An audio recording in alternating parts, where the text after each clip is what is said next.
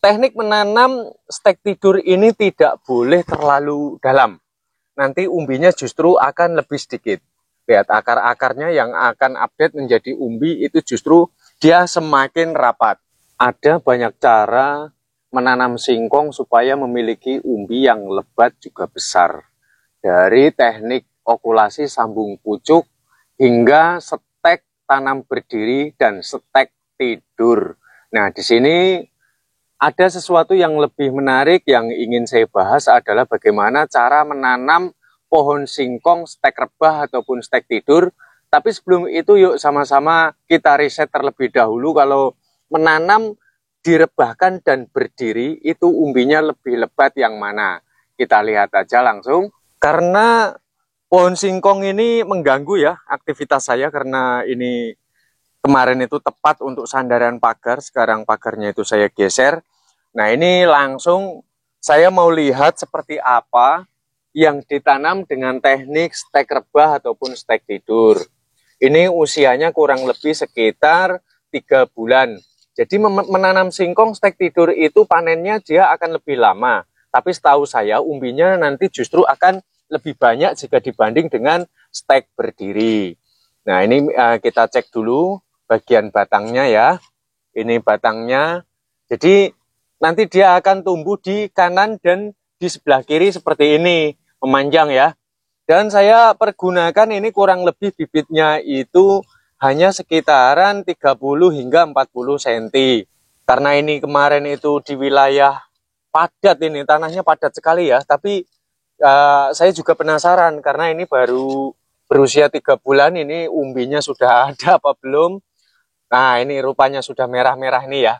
Kita lihat lebih cermat lagi karena ini ingin saya cek.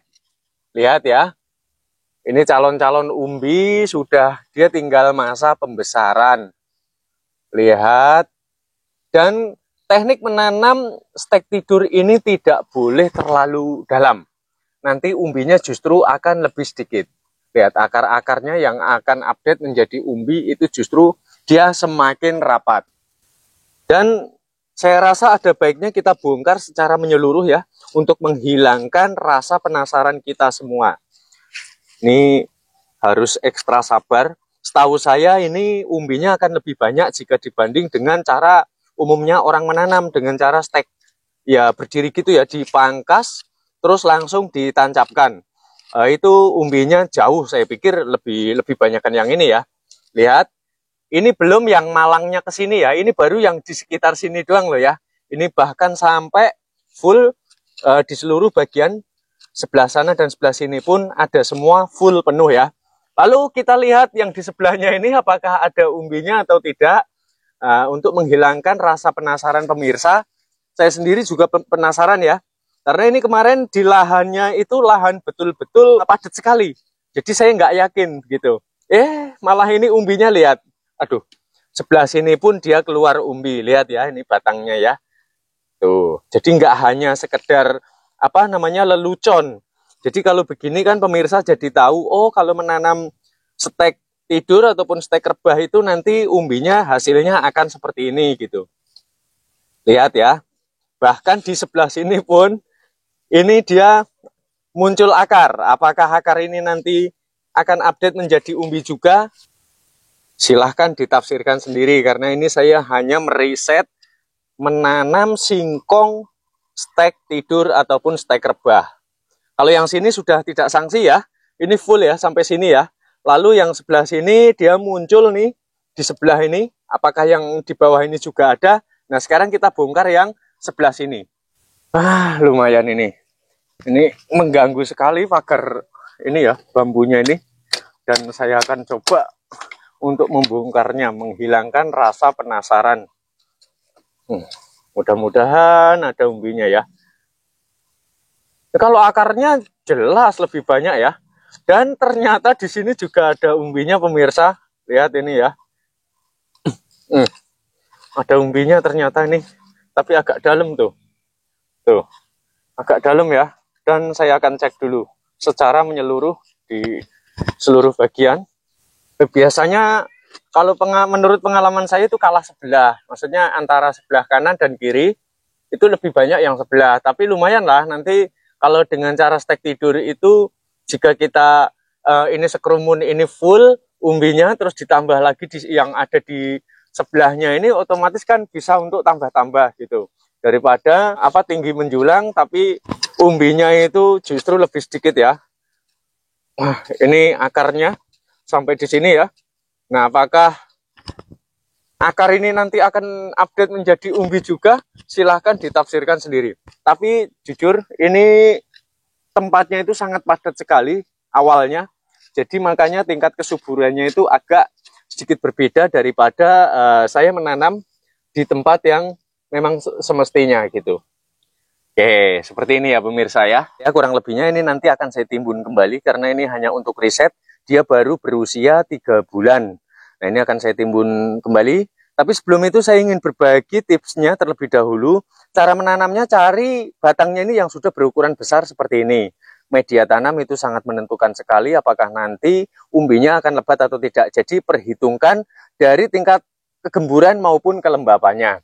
Dan kemudian setelah itu cara menanamnya direbahkan, dipendam separuh bagian saja 50% di dalam tanah dan 50% di permukaan tanah. Jadi batangnya diperlihatkan supaya tunasnya ini cepat muncul. Karena nanti kalau dipendam secara menyeluruh, nanti dia akan lebih lama memunculkan tunasnya karena terhambat oleh tanah yang ada di atasnya.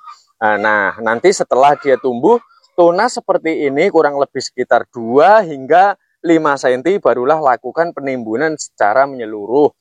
Begitu kiranya cara memaksimalkan umbi singkong dengan teknik sistem stek tidur ya. Ini kita bisa amatin ya. Ini kalau kita hitung dari per bijinya ya, dari per bijinya, ini usia 3 bulan ini sudah tampak ya prospek-prospek mana nanti yang akan menjadi umbi singkong. Ini 1, 2, 3, 4, yang ke bawah ini 5, 6, 7 ya. Terus ini 8, 9, terus 10. Ini ada 10 bagian. Nah, ini padahal di tempat yang betul-betul sangat tekstur tanahnya itu kurang memadai. Ini mampu memunculkan 10 umbi. Nah, memang benar. Jika kita menanam dengan sistem teknik rebah seperti ini, panennya akan lebih lama. Jika umumnya orang menanam itu dari 6 hingga 7 bulan sudah panen. Tapi kalau dengan cara sistem stek rebah ini dia bisa 9 hingga 10 bulan lamanya baru bisa masa panen. Dikarenakan dia harus pembentukan untuk tunasnya yang baru. Nah, itu alasannya kenapa tanam stek rebah ataupun tidur itu panennya lebih lama, tapi dengan hasil yang lebih memuaskan, jauh lebih memuaskan jika dibanding dengan umumnya orang menanam stek berdiri. Nah, saya rasa dari apa yang sudah saya paparkan semuanya ini sudah jelas ya. Dan jikalau mungkin ada perbedaan sudut pandang, apalah artinya saya jika dibanding dengan Anda semua yang memang sudah betul memahami, jauh lebih memahami tentang ilmu persingkongan. Nah, jadi ini kita hanya sharing-sharing saja dan saya hanya pembuktian riset. Karena sejauh ini ada saja yang bertanya di channel saya, buktikan dong gitu ya. Nah ini saya buktikan apa adanya. Kurang lebihnya demikian, kita jumpa pada tutorial selanjutnya. Salam cinta tanaman.